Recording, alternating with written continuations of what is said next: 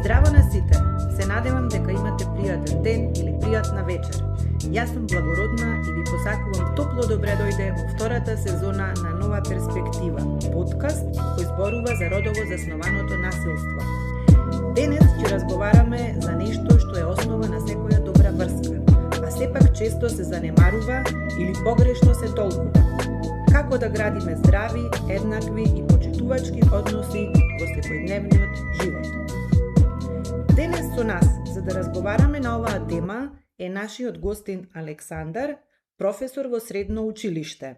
Здраво, Александар, ти благодариме што си со нас. Здраво, ви благодарам за поканата. Денес ќе разговараме за согласност, што не се однесува само за интимност, туку за секоја интеракција, за граници што се почитуваат и за еднакво што не е теорија, туку пракса. Зошто е ова важно во борбата против родово заснованото насилство? Затоа што насилството често започнува токму овде, со прекршување на границите, со преземање на контрола и со непочитување на автономијата на другиот. Кога еден маж со своите постапки покажува што е вистинско почитување, тој не само што гради поблизок однос со својот партнер, туку станува и пример за сите околу него. Што според вас значи согласност во општа смисла на зборот и во контекст на родово засновани односи? Согласност во контекст на меѓучовечки односи и спречување на насилство значи слободна, информирана, ентузијастичка и континуирана дозвола за одредена интеракција или дејство. Поедноставено, да кажеш да од слободна волја, без притисок, закан или манипулација, да знаеш за што се согласуваш, со јасно разбирање на ситуацијата, да можеш да го промениш мислењето во секое време и не да биде почитувано. Ова важи за се, од допири бакнеш до позајмување на лични работи или делење на слики. Зошто е важно? Согласност е основа на почитување и еднаквост. Без согласност, дејството станува насилство, злоупотреба или прекршување на граници. Не е согласност ако некој е под влијание на алкохол или дрога, е принуден, изманипулиран или исплашен, молчи или се повлекува, постои различна разлика во моќ или авторитет, например шеф работен. Согласност е активно, усно, ентузијастичко да, не е едноставно отсуство на нега. Тоа е најосновната форма на почитување на автономијата на другата личност. Согласност во родово заснованите односи сумирано би било активно, ентузијастичко да, изразено со зборови или јасни гестови. Континуиран процес, важи за секој чекор, може да се повлече во секое време. Информиран избор, направен слободно, без притисок, измама или злоупотреба на моќ. Во здравите односи, согласноста не е формалност, таа е јазикот на љубовта и почитувањето. Практикувајќи ја, мажите учествуваат директно во градење свет без насилство. Да почнеме од основата. Се сведува на почитување, но не тоа површно биди фин, туку длабоко вистинско почитување на другата личност како еднаква. Според вас, кои се тие основни навики или начини на размислување што момчињата треба да ги научат, а мажите да ги вежбаат, за навистина да ги почитуваат жените и девојките? Што конкретно треба да имаат на ум? Ова е исклучително важно прашање. Вистинското почитување не е пасивна состојба, туку активна секојдневна пракса.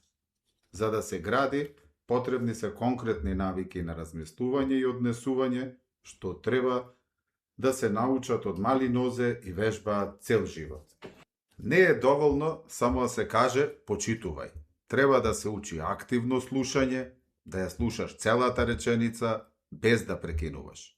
Треба да се учи да се ставиш во туѓите чевли, да се прашуваш како би се чувствувал јас на негово или нејзино место. И најважно е да се свати дека почитувањето не е нешто што се прави за награда, тоа е основно право на секој човек.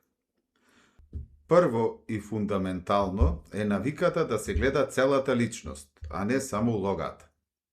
Момчето или мажот треба да вежба да ја гледа девојката или жената пред себе не првенствено како девојка, мајка или партнерка, туку како целосна личност, со своји соништа, стравови, способности, амбиции и граници, сосема независно од незината врска со него. Ова значи да се поставуваат прашања и да се покажува интерес за незиниот свет. Тоа е размислување кој ги надминува стереотипите. Второ, и директно поврзано со првото е активно слушање, без намера да се одговори, поправи или доминира. Ова не е само да се чека својот ред за зборување. Ова е да се вложи целосно внимание, да се чита меѓу редови, да се препознаат и именуваат емоциите што ги изразува и да се прифати незиното искуство како валидно, дури и ако тоа не се совпаѓа со неговото. Да не ја минимизира или омаловажува незината перспектива. Ова ја гради довербата и покажува дека незиниот глас има еднаква тежина. Практична алатка што ја гради оваа рамнотежа е континуирано барање на согласност и почитување на границите во секојдневниот живот. Ова не важи само за интимност. Ова е за секое малку инвазивно дејство. Да се научи да се поставува прашање, откако ќе се почувствува сигнал. Да се прифати одговорот не, без да се лути, да се повлече или да се обиде да го промени. Практикувањето на ова го учи мозокот дека автономијата на другиот е света и дека неговата желба или удобност не се поважни од незината. Да се вежба да се застане во незините чевли не само кога има проблем, туку и во секојдневните ситуации. Колку време и требаше да ја подготви вечерата? Како изгледа денот после работа и се грижи за децата? Како се чувствува кога ја прекинува? Ова го спречува сметањето на незиниот труд и време како должност или нешто што се зема здраво за готово. Кога ќе се постапува на овој начин, тогаш почитувањето не е само став, туку станува природен начин на интеракција. Се манифестира во тоа како зборуваш за неа во отсуство, како ја поддржуваш во незините избори и како ја третираш секоја друга жена околу тебе. Тоа е воспоставување на целосно нов ментален модел. Многу штетно однесување се одвива во машките простори, во соблекувална, во групен разговор, на работа и често останува неоспорено. Како позитивен пример, кои стратегии сте ги користеле или виделе како успешни, а безбедни, за да се прекинат несоодветни шеги, објективизирачки јазик или обвинување на жртвата меѓу мажите? Како тоа да се направи како покана за солидарност, а не како напад? Клучно е да не молчиш. Молчењето се поистоветува со согласување. Наедноставно е да се каже: "Еј, не ми е смешно", или "не се слагам со тоа", или да се постави прашање: "Зошто мислиш така? Што точно сакаш да кажеш со тој коментар?" Често, само со тоа што се проговорува, се крши маглата. Важно е да се направи од позиција на ние. Знаеш, ние како пријатели или колеги можеме подобро. Таквите зборови ги навредуваат нашите сестри, пријателки, колешки. Целта е да се изгради заедница каде таквото однесување неприфатливо, не да се исфрли поединецот. Ова е можеби најважната практична вештина што мажите можат да ја развијат, бидејќи токму во тие затворени групи се раѓа и се потврдува културата што го оправдува штетното однесување. Традиционално, силата и лидерството кај мажите се поврзуваат со доминација и контрола. Токму она што може да води кон злоупотреба. Како вие дефинирате и покажувате една поздрава, позитивна форма на сила и лидерство за помладите? Сила вкоренета во разбирање, ранливост и одговорност. Вистинската сила е во самоконтрола, а не во контрола на другите. Тоа е силата да кажеш извини кога си погрешил, да признаеш не знам кога не знаеш и да побараш како се чувствуваш кога забележуваш дека некој не е во ред. И да прашаш како се чувствуваш кога забележуваш дека некој не е во ред. Лидер е тој што ја крева заедницата, што ги слуша најранливите, што е одговорен за своите грешки.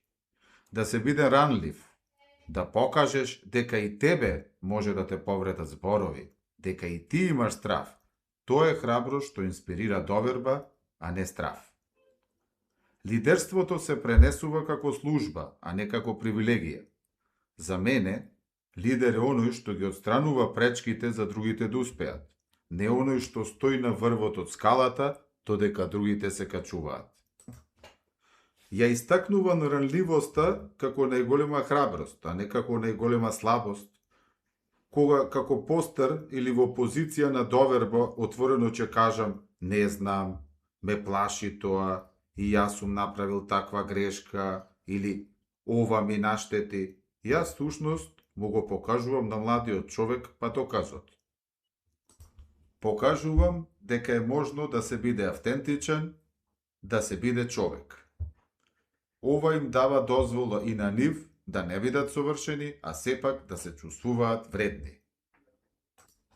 Промената започнува кај поединецот, но родово заснованото насилство се потпира и од цели системи, училишта, спортски екипи, компании. Каде гледате најголема можност мажите да ги искористат своите влијанија во институциите за да ги променат политиките и културите што овозможуваат насилство? Системската промена е клучна. Индивидуалните намери често се губат или загушуваат во токсична институционална култура. Мажите со позиции на влијание, менаџери, директори, тренери, професори, имаат не само моќ, туку и одговорност да го преформатираат тој систем. Нивниот глас има специфично влијание во просториите каде што се носат одлуките. Можат да воведат обука за согласност и граници во својот тим или компанија. Можат да осигураат дека жените се слушаат на состаноци и да ги промовираат. Можат да реагираат на закани или навреди на работното место, нудејќи поддршка на жртвата и осигурајќи се дека има последици за сторителот. Кога лидерот ја става темата на маса, таа станува приоритет за сите. Ви благодарам многу што слушавте и посебно му благодарам на нашиот гостин што ни помогна да навлеземе подлабоко во оваа важна тема. Голема благодарност за поканата и за можноста да се изјаснам на оваа многу важна тема. Благодарам што бевте со нас. Запомнете, со тоа што ќе почитуваме граници, што ќе бараме согласност и што ќе тежнееме кон вистинска еднаквост во секоја интеракција, ние активно градиме култура во која нема простор за насилство. Во следната епизода ќе зборуваме за економските нееднаквости и нивната врска со родово заснованото насилство. Ќе истражуваме како финансиската зависност и стресот можат да создадат основа за злоупотреба и како економската зависност и одговорноста се клучни во превенцијата на родово засновано насилство. Здраво на сите! Се надевам дека имате пријатен ден или пријатна вечер. Јас сум Благородна и ви посакувам топло добре дојде во втората сезона на Нова перспектива, подкаст кој зборува за родово заснованото насилство. Денес ќе разговараме за економски нееднаквости и нивната врска со родово заснованото насилство.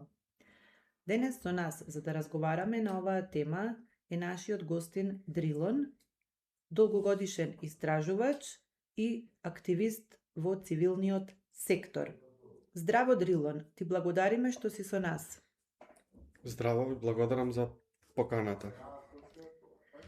Често разговорите за насилство се фокусираат на индивидуалното однесување или културните норми.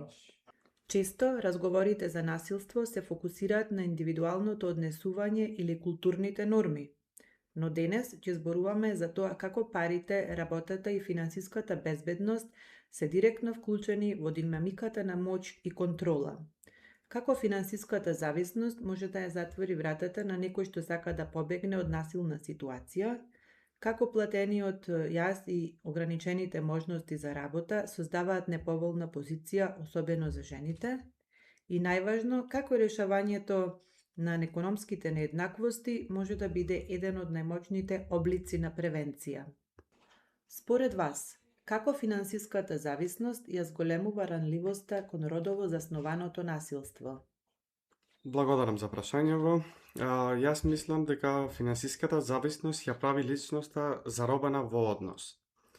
Кога некој нема собствен приход, нема контрола врз основните ресурси за преживување, као што се храна, засолниште, здравствена заштита. Сторителот знае дека жртвата е економски врзана за него, што создава систем на присила и безнадежност.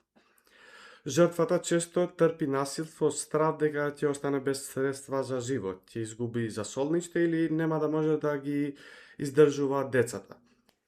Ова го нормализира насилството како цена за безбедност и финансиска стабилност. Насилството во вакви односи ретко започнува ненајдено. Многу почесто тоа се развива постепено и тивко, преку форми на економска контрола кои на почеток може да изгледаат безопасно или дури унаводнизи грижливо. Партнерот може да инсистира тој да ги управува парите, па предлага жената да не работа бидејќи нема потреба, или да ја уверува дека финансиските прашања се негова одговорност. Со тек на времето, ова преминува во ограничување на пристапот до пари, следење на трошоци, критикување за секоја финансиска одлука и создавање на чувство на вина кога жртвата има лични потреби. На кои начини економските нееднаквости ја ограничуваат можноста на преживеаниот да ја напушти насилната ситуација? Јас мислам дека економските бариери се како невидлив ѕид што го затвара излезот. Немање средства за итно засолниште или привремено сместување. Неможност да се покрија основни трошоци за кирија, сметка и храна за себе и децата. Немање пристап до собствени пари или банкарски сметки, бидејќи се е контролирано од сторителот.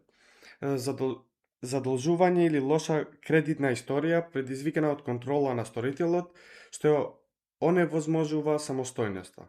И на крај стигма и недостаток на социјална поддршка која би можела да обезбеди привремена финансиска помош.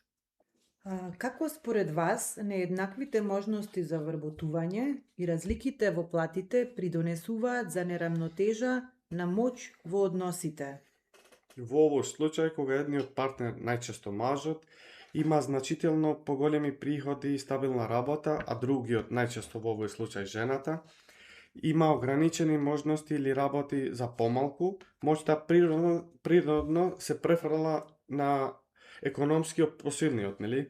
Ова се манифестира како контрола врз финансиите на домаќинството, јас ги имам парите и јас одлучувам, омалажување на придонесот на партнерот со пониски приходи, ти ништо не придонесуваш како пример, користење економски ресурси како алатка за манипулација, одземање на пари,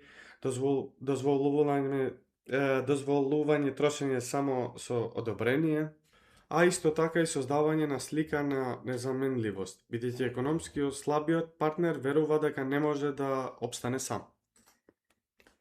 Во реалниот живот многу жени работат во секторот со пониски плати, нестабилни договори или пак во неформална економија, каде нема социјални придобивки и нема гаранција за долгорочна финансиска сигурност. Додека тие вложуваат труд, често се очекува и да се грижат за семејството и домаќинството, што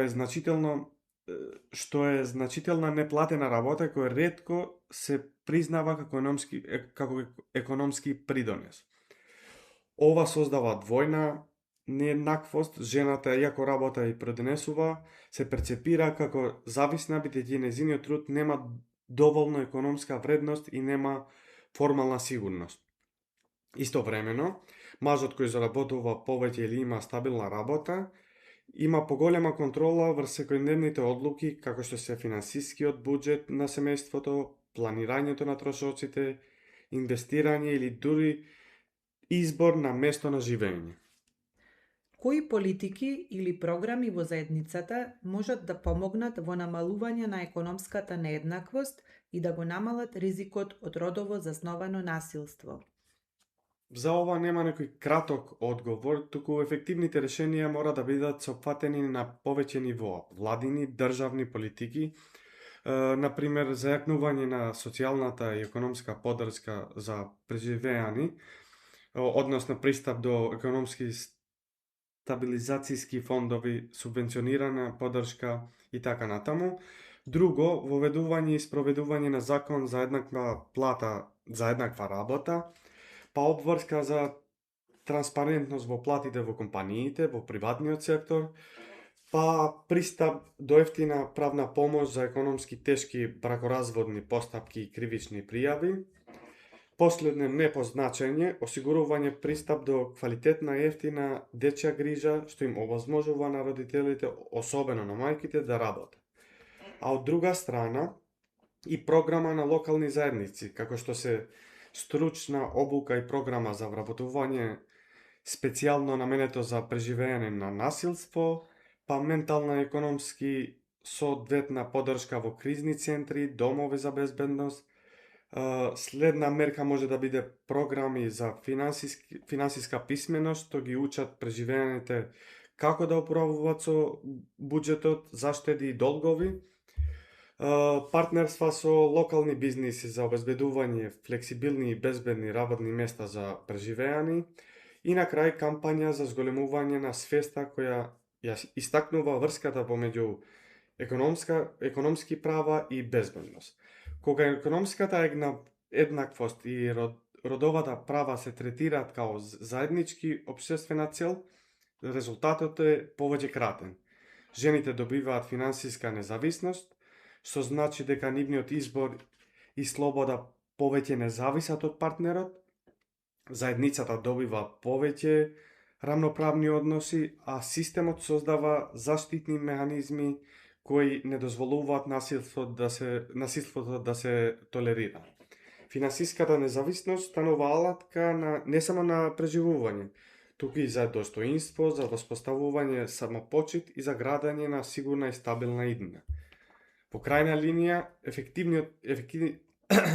ефективните политики и програми не се ограничуваат само на материјални придобивки. Тие ја трансформираат целата средина, ја менуваат културава, ја јакнат автономијата на жените и составаат општество во кое насилството не е нормализирано, туку јасно, осудено и неприфатливо. Само преку системски, долгорочни и интегрирани пристапи може да ја развиеме врската помеѓу економската зависност и родово базирано насилство и да создаваме вистинска можност за еднаквост и слобода. Нееднаквоста не застанува на прагот на домот. Како разликата во платите и можноста за добра работа помеѓу мажите и жените ја отежнуваат еднаквоста во врската и даваат простор за контрола? Епа вака, разликата во платите и можностите за работа не е само бројка. Во еден дом, таа е невидлива хиерархија што ја менува целата динамика на однос. Пример, кога едниот партнер, обично мажот, заработува значително повеќе или има поголема сигурност на работа, тој економски фактор се претвара во непишано право на доминација. Контролата може да се манифестира на многу начини.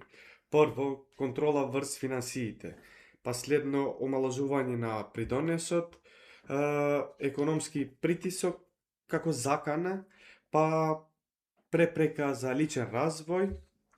На крај, ова економска нееднаквост не создава само простор за контрола, туку ја легитимира во очите на двајцата.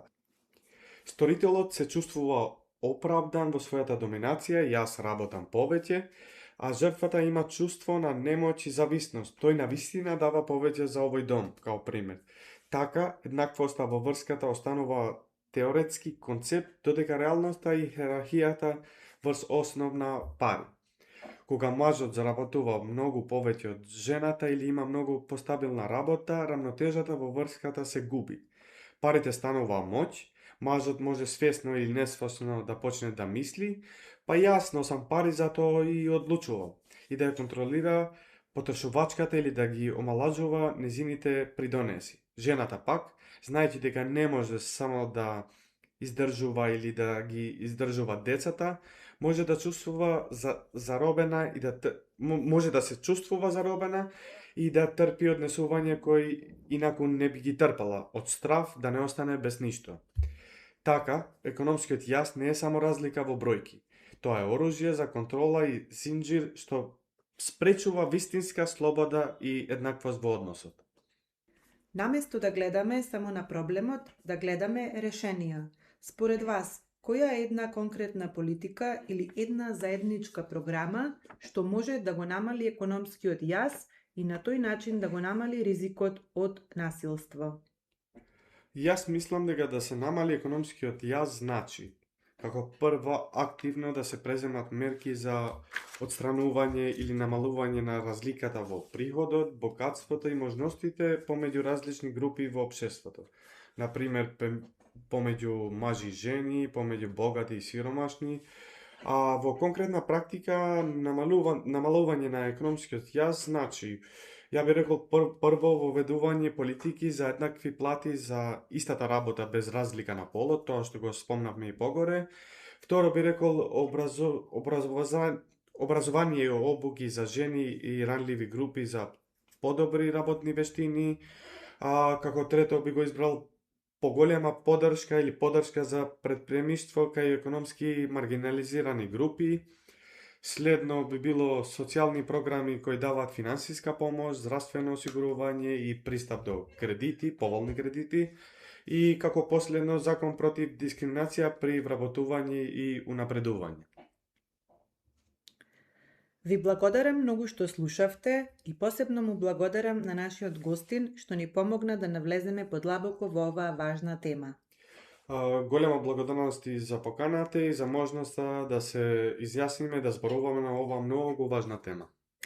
Благодарам што бевте со нас. Запомнете, економијата не е само за броеви, таа е за слобода и безбедност. Затоа секој чекор за намалување на економските нееднаквости, од правото на еднаква плата, до пристапот до достоен труд, до финансиската поддршка за преживење, не е само економски чекор. Тоа е директна интервенција за превенција на насилството. Градењето економски рамноправно општество е најцврстиот темел за градење општество без насилство. Во следната епизода ќе разговараме за влијанието на војната, конфликтот и раселувањето врз стапките на родово заснованото насилство. Здраво на сите! Се надевам дека имате пријатен ден или пријатна вечер. Јас сум Благородна и ви посакувам топло добре дојде во втората сезона на Нова перспектива, подкаст кој зборува за родово заснованото насилство. Денес ќе разговараме за влијанието на војната, конфликтот и раселувањето врз родово заснованото насилство. Денес со нас за да разговараме на оваа тема е нашиот гостин Сретен, вработен во здружение кое што работи за развој на заедницата, со долгогодишно искуство на програми за градење мерки на доверба. Здраво Сретен, ти благодариме што си со нас. Ви благодарам за поканата. Според вас, како војната и конфликтот создаваат услови кои го зголемуваат ризикот од родово засновано насилство за жените, децата и маргинализираните групи? Видите, војната е навистина еден лош и непосакуван момент кој што остава длабоки последици, особено на ранливите групи во општеството. Покрај ужасните последици на разорнување на инфраструктура, на човечки животи што се ненадоместливи, војната предизвикува распаѓање на правен систем, распаѓање на систем на социјална заштита и предизвикува траума и стрес кај граѓаните кои што се директно или индиректно погодени од таа состојба. Насилството станува тактика за да се застраши популацијата, да се разбијат семејствата и се употребува од друга страна и како оружје кое што и за сексуално насилство, кое што представува оружје на војната за да се влијае на граѓаните и на популацијата која што живее на одредено подрачје. Хаосот кој што се спроведува создава едно родово насилство кое што се користи и како намерна тактика на војна за терор и да се врз заедниците кои што живеат во одредено подрачје, при што се користи исто така и како понижување кон граѓаните. Маргинализираните групи, како што се LGBT, лицата со попреченост или етничките малцинства, се уште поналиви, бидејќи постоечката дискриминација се засилува во времето на конфликт. На кои начини раселувањето, како што е живеењето во бегалски кампови или привремени засолништа, ја зголемува ранливоста кон родово заснованото насилство? Да го земеме примерот на бегалски камп во овој случај. Од надвор изгледа како место кое што е безбедно, заградено, каде што има храна и помош и поддршка за лицата кои што се вратне внатре. Но за жените, девојчињата, но и за многу мажи и момчиња, тоа може да биде место каде што има голема опасност за нив и можеби и поголема отколку надвор. А како токму животот во такви услови ги става луѓето во уште поголем ризик од насилство, затоа што таму знаеме дека постојат и неформални групи, постојат неформални здруженија кои што ги тероризираат граѓаните, односно лицата кои што бараат заштита, кои што се во бегалските кампови, но од друга страна доживуваат трауми, насилство, токму од луѓето кои што понекогаш очекуваат помош и поддршка да ги заштитат во оваа ситуација. Раселувањето е еден долг процес и синџир на опасности кои почнуваат дури и пред да се стигне до кампот, односно до бегалскиот камп, и неформалните населби каде што се дава помош, поддршка и заштита. Но и тие така наречени безбедни засолништа често се претвараат и во екосистеми на ранливост поради уредувањето, условите и психолошката состојба и динамика што ги создаваат самите кампови, кои што влијаат врз лицата кои што бараат помош и заштита. Таму дизајнот кој што го потикнува постои еден интересен момент е што она што може да се потенцира, да се каже, да се долови така на некој начин, нели, ситуацијата таму е тоа се темните и оддалечени санитарни јазли, каде што една девојка или жена, особено ноќе, треба да излезе, нели, доколку има потреба. Просторот, односно бегалските кампови за заштита, кријат и опасности во себе. Например, можеме да ги земеме санитарните јазли, кои што не секогаш се наоѓаат централно поставени или во рамките на капацитетите за сместување, туку се малце пооддалечени. Тогаш жените и младите девојки би требало во ноќе и доколку не е осветлено да стигнат до тие санитарни јазли, кој што представува друга опасност од насилници кои што се таму и кои што можеби би ги нападнале. Така да тука младите, значи жените и младите девојки се директно изложени на ризик. Потоа имаме преполни капацитети каде што цели семејства или делат еден шатор и јурува сите граници на приватност. Нема простор за повлекување и изразување на емоции, тага, а камоли за физичко дистанцирање од некој потенцијален насилник кој може да биде дури некој член на семејството, сосед и слично, односно лице кој што претходно го познаваме. Постои понекогаш и недостаток на осветлени зони кој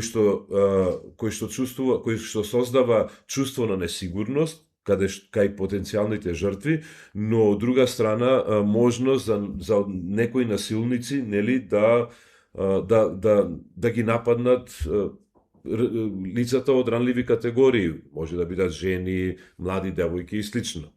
Вака, во нормални услови, семејството, нели, или поголемата фамилија, делува заштитнички во однос на жената, но во овие случаи, кога целиот систем е распаднат, кога семејствата се растурени, а жената може да биде изолирана без никој да ја брани или да ја поддржува. И обкружена е неретко со непознати луѓе. И во овој вакуум на авторитет се јавуваат нови хиерархии на моќ, кои што ги контролираат ресурсите и распределби на храна, пристап до вода и слично, и кои што од лица, кои што делуваат од позиција на моќ или се физички посилни, и кои што воспоставуваат правила на игра според личниот интерес, кои што неретко бараат и одредени услуги за возврат, користејќи сила кои што повторно се дефинира преку доминација која што се воспоставува во рамките на тоа обкружување. Кога основните потреби не се задоволени, тешко е да се зборува за достоинство. Храната, чистата вода, медицинските материјали или едноставно подобро место за спиење стануваат проблематични. Многу жени и девојки се соочуваат со изборот или да пристапат на сексуална експлоатација за преживување или да добијат подобри, похумани услови на престој и живење. Тоа е економска присила што го нормализира насилството како дневна рутина за преживување, нешто што организаторите на кампот може и да не го забележат, но за жените представува реалност. Во овие кампови, како што добро знаеме, цвета и трговија со луѓе. Тие кампови се познати за трговците со луѓе, кои ги третираат најранливите со витување за работа, превоз до подобро место или пак брак, и најчесто тука жените и децата се жртви на овие појави. Во исто време мажите се соочуваат со длабоко губење на идентитетот. Улогата на лице кој обезбедува храна, заштитник и столб на семејството им е одземена. Оваа огромна психолошка повреда, комбинирана со неизразена траума од конфликтот, често се изразува преку зголемена агресија и насилство врз семејството, односно сопругата и децата. Насилството станува единствен начин да се поврати изгубеното чувство на контрола и машкост. И со тоа кампот, наместо безбедно место, каде што лицата ќе добијат заштита, тоа станува на некој начин затвор со невидливи решетки. Ранливоста не е само последица на конфликтот што го напуштиле, туку и на структурните и социјалните услови во кои се сместени и се наоѓаат. Затоа, хуманитарниот одговор мора да ги вклучи сите тие безбедносни мерки, економски можности и психосоцијална поддршка која што е неопходна, а не да бидат тие само секундарни елементи или да бидат ставени во втор план. Како распадот на социјалните системи и ослабената правна заштита за време на конфликт влијаат на способноста на преживеаните да побараат помош или правда? Во услови на воен конфликт тешко е да се зборува за квалитетен и социјален систем, здравствена заштита, правни мерки на заштита. Прашање дали воопшто и постојат во тие моменти, но она што може да се каже е дека имаме лица на кои што им е неопходна помош, дури и во услови на конфликт, и потребна е социјална и здравствена заштита, нешто што можеби го гледаме пред нашите очи дека системот се распаѓа, но од друга страна секогаш се јавуваат некои неформални системи кои што им помагаат на луѓето и помагаат во заедницата на најранливите и на оние кои што им треба помош и поддршка. За да зборуваме за правда, дали во тие моменти може да има правда, тоа е навистина тешко. Тоа е ситуација каде што ние реагираме во моментот ад хок за оние кои што им треба помош и поддршка, а правдата не ја гледаме во тој момент и предизвикува фрустрираност и разочарување кај лицата кои што им треба, и веројатно тоа може да дојде единствено само во некој подоснежна фаза или период кога ќе се створат услови за да профункционира правна држава. Додека ако се навратиме на прашањето на социјална и здравствена заштита, во тој случај, ако се вратиме на социјална или здравствена заштита, квалитетот сигурно е опаднат, затоа што услугите или не постојат, или се преоптоварени, квалитетот станува дискутабилен, а и ограничени се сите оние можности, односно точки на поддршка кои што би можеле да дадат помош на граѓаните во таа ситуација. Кои стратегии можат да ги користат хуманитарните организации за да спречат и да одговорат на родово засновано насилство во зони на конфликт и услови на раселување? Постојат најразлични примери низ светот, каде што и ова прашање се третира и постојат најразлични примери и организаторите на камповите лично сметам дека се обидуваат на максимален можен начин да одговорат на родово заснованото насилство во зони на конфликт и особено во камповите таму каде што работаат. Се обрнува внимание на физичка безбедност, особено на ранливите групи, доколку зборуваме тука зборуваме за жени и деца, тоа се става на топ листа на приоритети. Се обезбедува дистрибуција на храна и вода да се одвива непречено, за да не зависат од одредени лица или неформална хиерархија од насилници во рамките на кампот.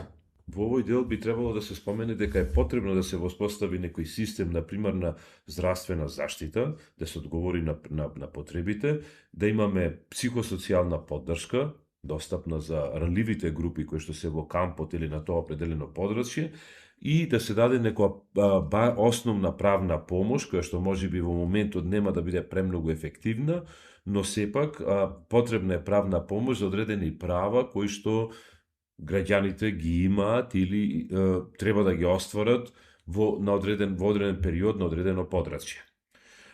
Тука би требало да споменеме и улогата на мажите, кои би требало да бидат вклучени, мажите и момчињата би требало да бидат вклучени во спаствување на норми и ред во кампот или на тоа подрачје на кој што се однесува каде што делуваат хуманитарните организации, со тоа што да им се зголеми значењето и да се зголеми нивната доверба и самодоверба и да бидат вклучени во процесот на одлучување подеднакво со потенцијалните жртви, жени, девојчиња и на тој начин да се воспостави ред и систем на функционирање во кампот или подрачјето каде што делуваат хуманитарните организации. Ова е навистина една многу тешка и сложена тема за дискусија, затоа што последиците се долгорочни, настануваат во една ситуација на конфликт и хаос, која што воведува нови системи на хиерархија, на одлучување, на целокупно живење. За време на војна или на конфликт, значи родовото насилство не е ефект од хаосот, тоа е понекогаш и нечесто и планирана тактика и оружје која што е применета во одреден момент и тоа се со воспоставување со воведување на еден таков пристап на планирана тактика и оружје, тоа системски се зголемува ранливоста и му дава простор на насилството се повеќе да биде застапено и да цвета на одредено подрачје. Многу е важно камповите кои што се управуваат од страна на хуманитарните организации да се погрижат да постои еден ред, да постои еден систем во кој што ќе бидат вклучени сите кои што се сместени во тој камп, вклучително и жени, и млади девојчиња, момчиња и мажи, да учествуваат во процес на организација на животот, во спаствување на еден систем на здравствена заштита, систем на достава, односно дистрибуција на вода, храна и други потреби, материјали и други потребни средства, кои што се од животно значење за лицата кои што се во кампот и се разбира да работаат на мерки, на заштита, на физичка заштита, се со цел да се намали можноста од влијание на формални групи кои што го злоупотребуваат тој момент и сексуално ги искористуваат и ги злоупотребуваат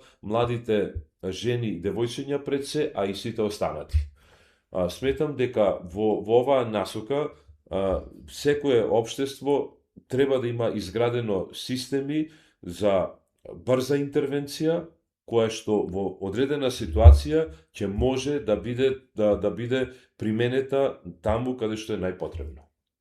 Ви благодарам многу што слушавте и посебно му благодарам на нашиот гостин што ни помогна да навлеземе подлабоко во оваа важна тема.